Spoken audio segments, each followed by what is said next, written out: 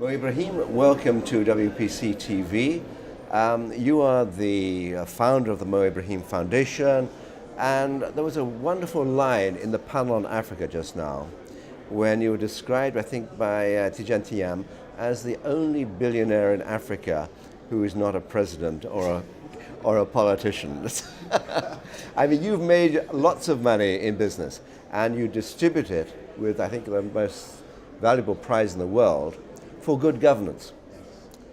You didn't award it this year. So what is happening to governance in Africa?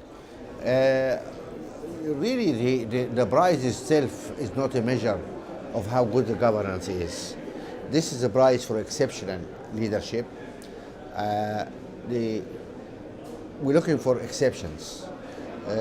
Today we just buried one exception in Africa. We don't expect to see that level of excellence so frequently. In 6 years, we had 3 winners. President Chissano from Mozambique, President Mukhai from Botswana, and President Preyas from Cape Verde. And Mandela, of course, was our honorary laureate. I think that is not a bad result. And in 6 years, if we had this prize in Europe, I doubt if we could have had 3 winners, 3 European leaders who would qualify to be excellent leaders who came to office, changed things around, moved their country forwards, and then left. I don't think we'll find 3. We'll not find 3 European leaders to do that. Although it is easier to get rid of leaders in Europe through the ballot box. Yes, but that apart, I mean, you mentioned the ceremony for the funeral of Nelson Mandela. Obvious question: are you optimistic about the future of South Africa? I raise the question because the neighbor of South Africa is Zimbabwe, which it seems to me is an example of terrible governance when it had so much going for it in the beginning. Now that Saint Mandela, I put the word in quotation marks, is gone, are you an optimist or a pessimist for South Africa? Really, I don't think Mandela has been involved anyway, at least in his last years, in the governance or in the ANC management.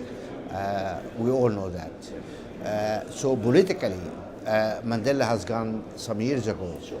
Of course, there is a psychological effect that we are burying him today, which has just been buried an hour ago or something. Are you burying the ANC as long as him or what? And my views in that, actually, I expressed clearly. I had the honor a few months ago to deliver the annual Mandela lecture in South Africa. And I said, honestly, there is a number of challenges for South Africa. They need to face up to it. Inequality has increased in South Africa. And I raised the question, was that what we have fought for? What's the point of liberation if the poor, the gap is getting bigger between the poor and rich people? I raised the issue about the education, where unfortunately the government policies there has not been that successful, although there is a huge amount of funds allocated to education.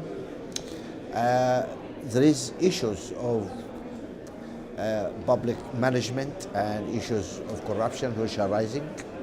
And then the unemployment, especially among young people, which is very high, is probably approaching 40%. And these are all signs of danger.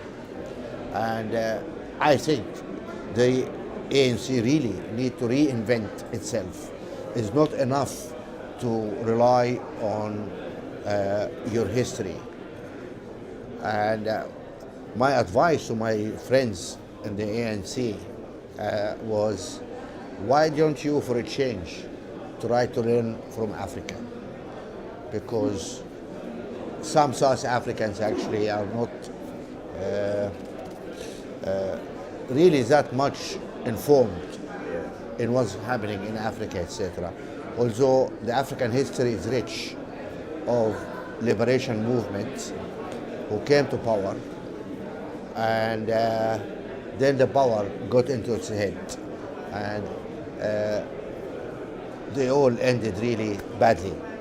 Well, I'm going to hope, Mo Ibrahim, that the ANC and the whole political class in South Africa will listen to your advice. And in the meantime, I'm going to thank you very, very much for being with us on WPC TV. Thank you. Thank you.